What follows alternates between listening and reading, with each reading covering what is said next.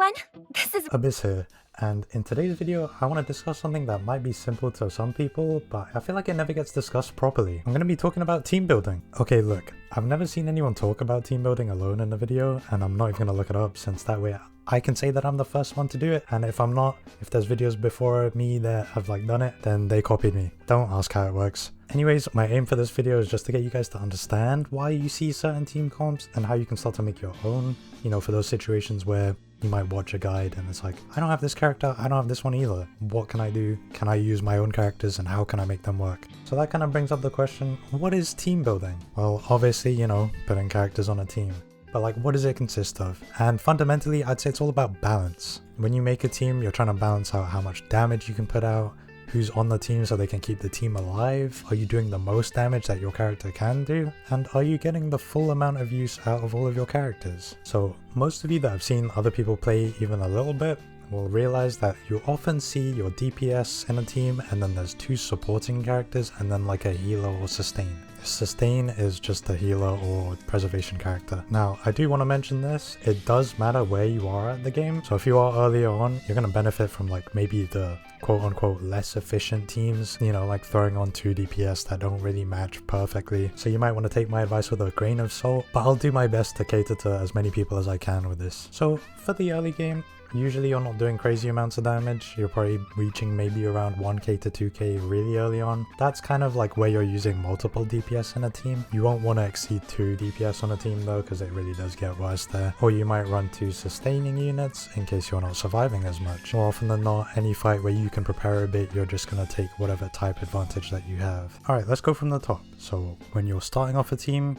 you see the enemy, you're going to pick your DPS first. What type is the enemy weak to? If they're weak to fire, you want to bring someone who's fire damage dealing, and so on and so forth. In almost all cases, that much thought process is enough. But what if I don't have a DPS built that has that type? In that case, you want to pick one of your stronger ones. Or you could go for someone who kind of can ignore type advantages. An example of that would be Zhui or the upcoming Boot Hill. With their ultimates, they basically ignore the whole initial typings that an enemy has, and they can just cut through it. Akron can also do this with her ult, but the weakness breaking isn't as much. Alright, let's say we don't have any of those characters either. Then you just got to default to whoever you have that's probably the most invested. However, you should try to avoid typings that the enemy has. So if you see that an enemy does fire attacks, try not to bring someone who's fire damage dealing, since they have the most resistance to the type of damage that they deal. Now, if you're in a boss fight, you've never fought this enemy before, then you can usually go off of looks. And in the worst case scenario, you do a bit of the fight, you realize what damage they deal, then you can just restart the battle. Now, if you're a bit more comfortable, you have a couple of DPS of the same type, then we need to think about, does this enemy need AoE or single target? Are they going to spawn in a bunch of enemies? You can kind of tell from the battle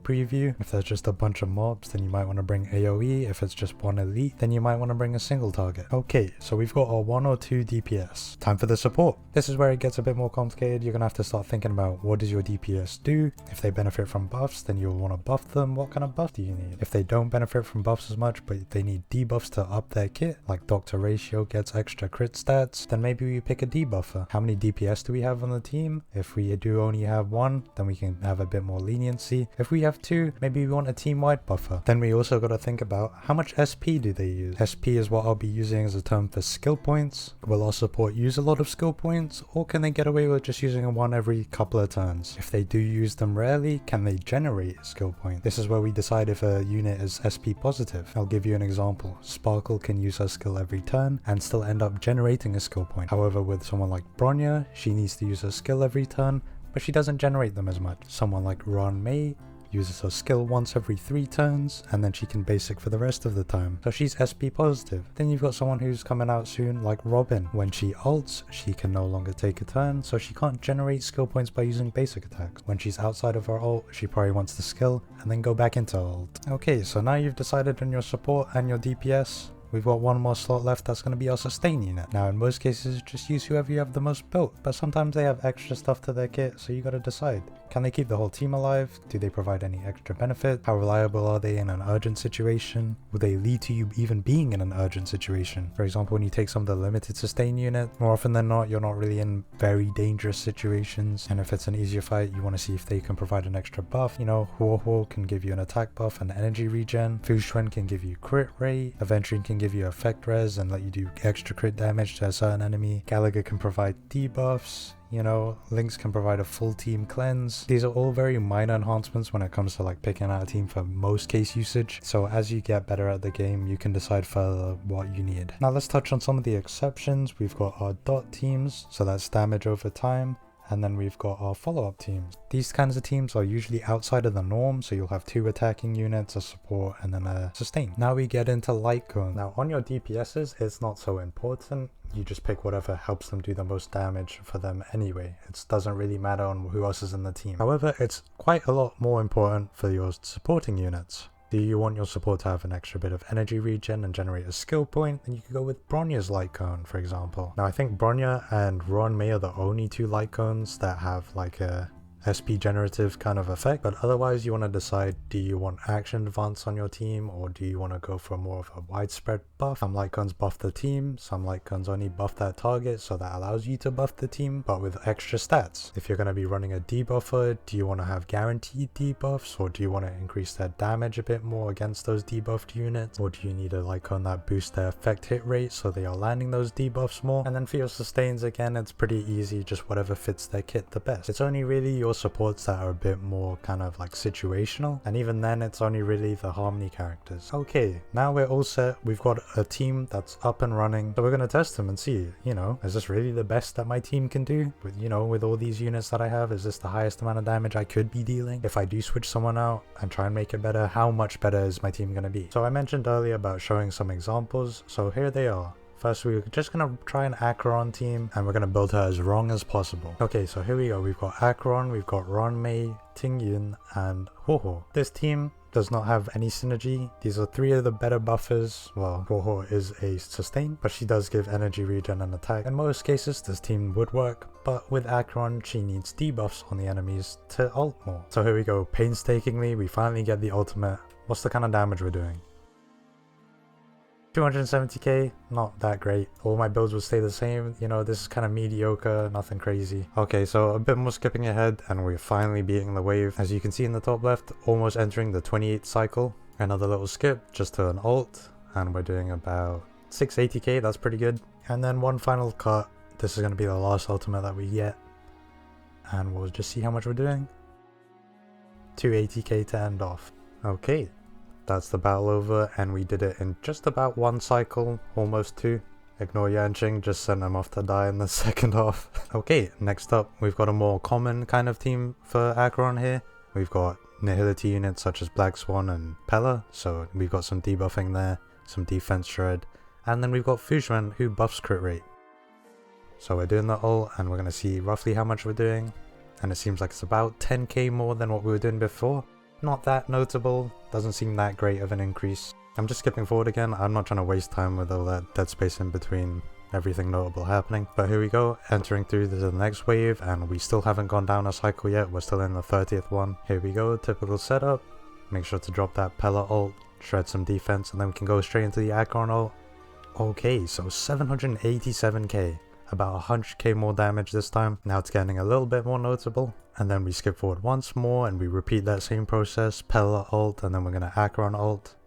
400k to finish off. Okay, I get this format might look a little bit weird, but you can see the team comps in the action value order thing. So this is like just before we do the last Acheron ult to finish off the battle. Both battles ended the same way. Acheron finishing Yanqing off. Whoa, pause. Like beating him in the battle. Anyway, it ended the same way, but you can see the actions and like what cycle it is. And we can see that the Nihility team comp is about a cycle ahead of the, you know, regular hypercarry team comp. Now, whilst I was recording those, I thought, let me try one more run. I will just fully ignore the idea of having a sustain, and we'll try and mix both comps together. Now, this is a team comp that you can use, and it does work, but you will not really be able to make full use of it unless you're like near the end game, or like well into the end game actually, because you can only really ignore a sustain if you're doing that much damage. So here we go, entering into the second wave. The first ult that we did, you know, I think it was like 400 and something k, way more than the other ones. And now we're up against Yanqing for the 3rd time. Just gonna wait a bit for him to summon his little swords, and then we'll ult, and then we'll spam everything, and we're just gonna see how much we do. So Pella's getting her ult in, you know, big AoE defense shred. Then we've got Black Swan, extra something. I can't remember what she does exactly, but you know, break some stuff. And then here we go, the big Acheron ult. And it's nearly 1,000,000. So just from that, nearly 1,000,000 damage. And then we'll be able to comfortably finish off this fight. You know, there we go, done, just like that. And we had tons of action like left to take as well, and we zero cycled it. Now, I do know zero cycles are a very meta kind of like really try hard term, but my point isn't really the emphasis on zero cycling, it's more so that you're doing it in less cycles. So you know, say if it was a 5 cycle clear, the other one would have been a 4 cycle clear. And when you are clearing faster, there is less risk because you're not taking as much damage, you're not letting the enemy have as many turns, so you're less likely to lose a battle. So you know, you can get experimental with your team builds, it doesn't have to be, you know, by the book, but by the book is usually the safer option if you're not doing crazy amounts of damage. So hopefully by seeing some visuals, you're getting an idea that teams do have like a major impact, and there is more to it than just the damage numbers. Obviously the damage numbers are great to see, but even if I was doing less with the Acheron, Black Swan, Pela team than the initial team I was using, if I was still getting extra ults, I would be clearing faster. Say the first team I was doing 500k, and then the second team I was doing 300k. If I get 2 of those, I'm still doing more damage in the end, right? So it's all about thinking about, you know, what exactly do you want. If it is a shorter fight, then obviously you do just want to go for that big burst of damage. In this case, the second team just fully beat out the first team in every aspect. Okay, so now we know about picking the type of buff / debuff that we need. I want to quickly explain what it is to overcap on a certain buff. So when you have a bunch of supports on a team or a bunch of effects that, you know, buff your characters, if you have too much of the same effect, it doesn't buff your damage as much as having a bit more variety of different effects. So if you stack on too much attack percent, for example, you're going to see less damage increase over time than compared to like a defense shred that's put on alongside the attack buff. So I'm just going to show another set of examples. I'm going to use Jingliu this time. Now these aren't proper teams to clear, this is just to show the kind of difference between overstacking and how much you can get of a benefit / you know, a buff of damage if you spread out those kind of different debuffs, buffs, whatever. So for the first instance of like big damage, but there we go, 150k and then 200k, then we skip forward again, one more ult and we're going to see 385k. Pretty nice, nothing too crazy. Now I'm just going to try one more time, different team, switching out Tingyun with Pela. When you do run different teams, obviously there's different timings and stuff, so it's going to be a little bit different, but you're just seeing like the typical damage if you were to do everything pretty much right in a battle. So here we go, big Jingliu incoming, 750k, and then we have a skill up next, 547k. Now if you don't know the exact differences between units, I'll explain it really quickly. So with Ruanmei, Bronya, and Tingyun on the same team, Jingliu was getting a lot of attack percent just through herself and Tingyun, and she was getting a lot of damage bonus through having Ruanmei and having Tingyun and having Bronya's skill. So we had too much of the damage bonus / attack. But in the second example, we had defense shred instead of overcapping, and that led to about 300k more on the ult and 200k more on the skill. Now I'm hoping the numbers aren't what you focus on here, just the difference between them. I understand that some of you might not be hitting those numbers, but just focus on like, you know, it's a big increase compared to what you were seeing before with a worse team. This final segment is just going to be about how you should place your units, so what position in the team they'll be, and how it can vary from unit to unit. Some units don't really care too much, but generally any units you want to be hit, they go in the middle, that way they are the most likely to be hit by any AoE, and then the squishier units go to the side. So Blade and Luocha being hit here is more advantageous. You're getting energy and Blade is getting stacks of his talent. Meanwhile, Pela is on the side, so she's safe from most danger. I don't have her on a tanky build, so I'd rather her not get hit. Or in a team like this, the most likely units to be hit are Clara and March. They're in the middle. Clara gets hit, March also gets hit, she gets her ult. March gets hit, Clara also gets hit, she gets the attack. Clara's main form of damage does come from being hit herself, so this is giving her the most chances to be hit so she can counterattack. This last team comp has Huohuo in it. Her healing is a bit different to other healers, so she heals in a 3-slot kind of thing. So you want all the other units to be together, so they all get healed. She doesn't need healing as much because she's going to have a ton of HP. Since my healing won't be too much of an issue, Huohuo is a great healer. I can put my attacking units in the middle, That way they're more likely to be attacked and they can get more energy and ult more. Okay, well that does it for today's video. Hope you guys enjoyed it and found it helpful. If you did, please do leave a like. That helps the algorithm or something. If you have any questions, feel free to ask. Join the Discord. I'll link that in the description and in the pinned comment. As much as I did try and simplify things, there was stuff I didn't want to leave out, and then, you know, things get complicated sometimes. But yeah, even if it's something simple as like, do these two work together, I'm more than happy to, you know, help out. But yeah, hope you guys did enjoy it, and I'll catch you guys in the next video. Bye.